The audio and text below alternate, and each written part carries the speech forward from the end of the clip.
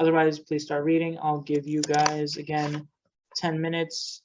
Yep, I'll give you guys 10 minutes. And there's less questions on after this one, and we're almost done. Okay, please start reading.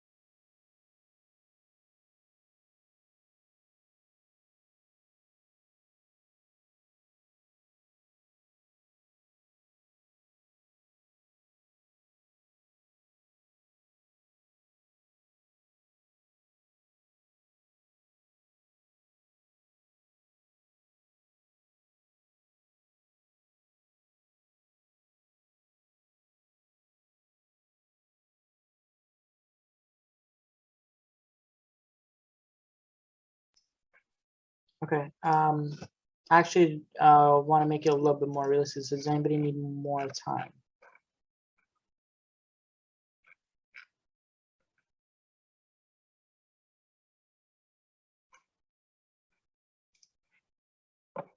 Okay, if not, then we'll move on. So this is like realistically how much time you would spend, maybe even a little bit less on reading the actual passage. Okay. And now try and spend about a minute or so on the question. So you guys have spent, just for if you're tracking yourselves, you've spent 5 minutes on the passage so far if you stopped when I told you to. And now if you had 5 questions, a minute on each one. We'll try and do a minute on this one. So poll should be up, please.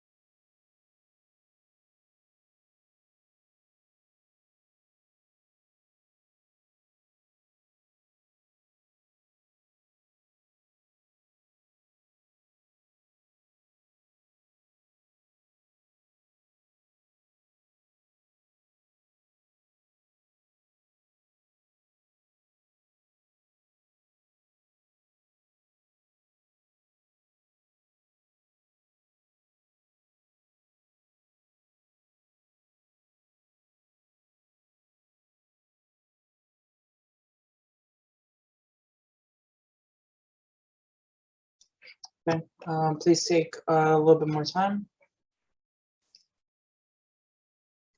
Sorry.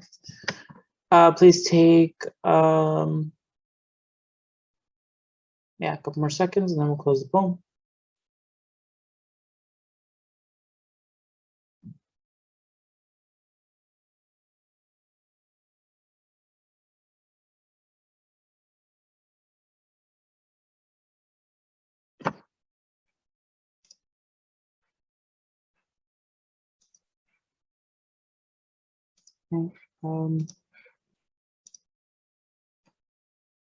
Okay, get your answers in if you haven't already.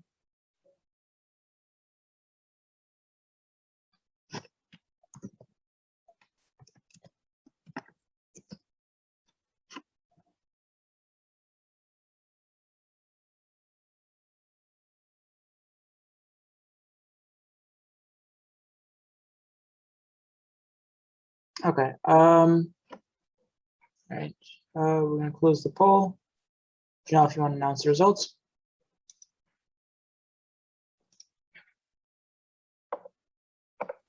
Okay, so we have 44% saying choice C, and then 33% saying choice A, and then 22% saying choice D. Okay, well, all right, so the correct answer actually is choice D. And let's go over this because, yeah. So which of the following evolutionary explanations for the existence of altruism in humans, if true, would pose the greatest challenge to the selfish gene theory? Essentially, this is a strength and weaken question with just different wording. So it's asking which of these, if true, would most weaken the selfish gene theory. For this, you need to know what the selfish gene theory indicates. Well, we know from the passage that it involves genes. If they have some kind of benefit, they will be passed on. If they benefit themselves, at least. If they benefit themselves, they will be passed on. If they do not benefit themselves, if it does not benefit themselves, they will not be passed on, right? Altruism is a little bit of a contradiction to that. However, there are ways that in which altruism essentially makes you a decrease in fitness sometimes. Altruism is essentially always a decrease in fitness, but there are certain cases in which, as a result of that decrease, you actually increase fitness because of a different factor, right? And that increase would make it more beneficial to pass on the trait, and that's how altruism would get passed on. How would we weaken that claim, right? So we would have to go against it. If we went against it, that means something is a decrease, but it doesn't have that compensation to make it go up in order for it to get passed down. It's just a decrease with no compensation and no increase, but it still gets passed on for some reason, right? That's how we would weaken something. Now let's look at the answer choices. Let's go with the most popular choice of choice C. Humans have developed a keen sense for recognizing individuals who fail to do their fair share and a strong inclination to ostracize these freeloaders, decreasing their fitness. Right, so let's look at these two different groups. This group is altruistic, this group is not altruistic. This altruistic group, and the bar represents their fitness level. The altruistic group takes a hit because they're altruistic. Altruism is always a small hit. But if society sees that this group is not altruistic and they're freeloaders, that would also decrease their fitness and they would also take a hit. And now you notice this group is actually lower than this altruistic group. So now which of these is high, whichever of these genes is higher, that's the one that's going to get passed on and the other's not. Altruism is going to get passed on. At least according to the selfish gene theory, the one that's higher is going to get passed on. In this case, altruism gets passed on and then that works out, right? So C can't be the correct answer because it completely agrees with the selfish gene theory. Let's talk about A. Humans primarily help close relatives and do so because they share genes with these individuals, which compensates for any disadvantage occurred. Again, two genes, altruism, always a hit, goes down, and fitness. But if you help your relatives and your relatives mate and reproduce and pass on their genes, that's actually a compensation that benefits in this. And even though it was an initial hit, it gets overcompensated. And now the altruistic gene is now higher than the non-altruistic gene in terms of favorability. So according to the selfish gene theory, the one that's more favorable will get passed on, whereas the one that's less favorable will not get passed on. This one is more favorable and this one gets passed on. So that's perfect accordance to the selfish gene theory. That checks out. Let's look at D. Human societies which contain many altruistic individuals are able to outcompete those societies which contain many selfish, leading to predominance of altruistic cultures. Well, again, let's look at this. Altruistic and selfish. Altruism, always a hit, goes here. But the question did not mention a specific compensation or anything like that, right? Doesn't mention any explanations, doesn't measure any compensations, none of that. So we just assume this is how it is in terms of fitness. But the question did say that this gene got passed down the most, right? The one on the left, even though the selfish gene theory says that the one that has a higher bar was more likely to get passed on, or that will get passed on. But this one says, the answer choice says that this one got passed on, the lower one. Well, that goes against what the selfish gene theory says. And if it was true, it would most weaken the selfish gene theory because it's a fact that's directly opposing the theory. So in that sense, D would be the correct answer. And B, again, humans engage in altruistic behavior when there's others to see and increases social status. Again, two genes, altruism's initial hit, but increases social status, which increases fitness, goes up. Again, this one will get passed on selfish gene theory, as selfish gene theory says. So it follows. Does that make sense to everybody? Does anybody have any questions or anything that they want to talk about? So we're looking for something that challenge and opposition. So this is where I get confused because then that's that negative that I hate so much. We're challenging an opposition, that's like agreeing, so. No, it only has one negative. So which of the following would pose the greatest challenge? I said I use the word opposition as a substitute for the word challenge, so it's a synonym. So challenge, oppose, contradict, whatever you want to use, there's only one, right? Would pose the greatest challenge to selfish gene theory. So which would oppose it, which would contradict it, essentially like that. Which one opposes it? And so this was not a double negative. This was literally one negative, yeah. Which one was the opposite of what? Okay. Exactly. I think I was reading. And weaken is also a synonym for challenge. Greatest challenge is weaken, contradict. All of these are synonyms. They basically the same question. Okay. Any other questions? about this before we move on to another question?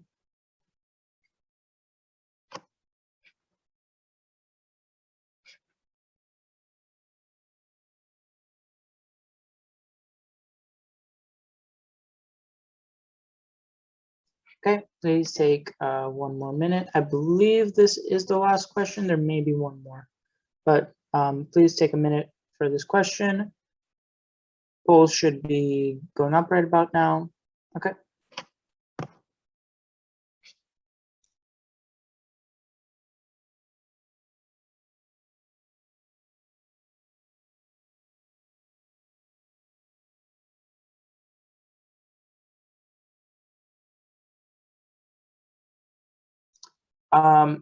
And if it maybe helps you, this is a little bit of a strength and weakness question, but it's mostly an inference question. So think about it through that lens, if that might help you.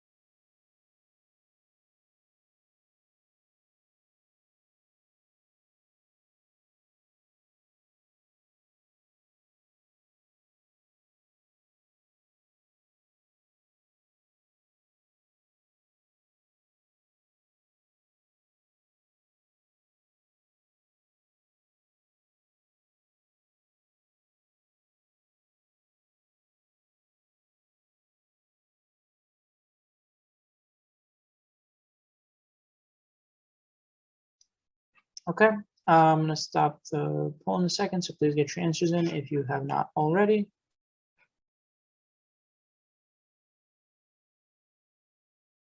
Okay, all right, Janelle, if you would stop the poll and share the results. Okay, so we've got 67% saying choice B.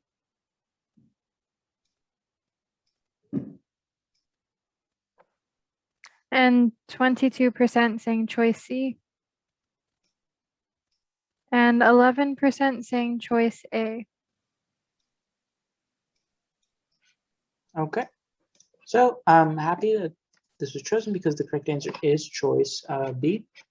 Okay, and I will go over this. So which of the following acts of altruism is least plausibly explained by one of the theories in the passage? So this was just using details. Give it this second.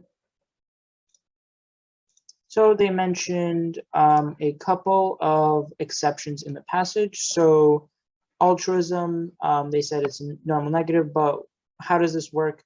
So partial is kin selection. So if you're helping your family. Another hypothesis is if my reciprocal altruism, which is if I help someone, they'll help me.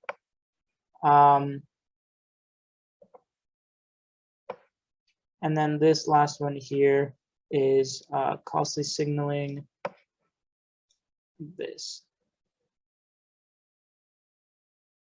So these were the three. So kin selection says you want to help your family. You may be altruistic to your family because they share your genes. Reciprocal altruism is you're taking a hit to help somebody in the hopes that tomorrow they'll help you, and that'll give you more positive.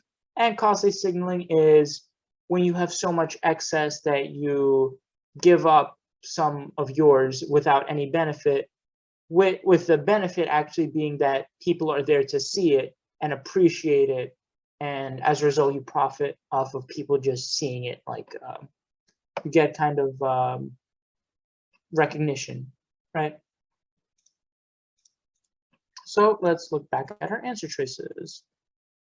Let's go to the answer choices. So A, a soldier jumps on a live grenade, and by the way, this is which is least explained. So which of these is not explained? Soldier jumps on a grenade, injuring himself but saving the others of his company. This would this could relate to costly signaling. He hurt himself, but as a result, he may be called like a war hero or just a hero in general, and people will like him for that reason because he's a hero. It could also be reciprocal altruism. If he does this, then maybe his other members of his company, next time they're in a battle or something, they may do the same for him, right? Because they appreciate what he's done, right? Or they may help him in some other way in whatever he's done because he saved them, right? So he may get benefit off in that way. I'm going to skip B for now. C, a filmmaker creates a documentary in a war zone to raise awareness of the plight of suffering children. Again, he's being altruistic, but his name's going to be attached to the movie.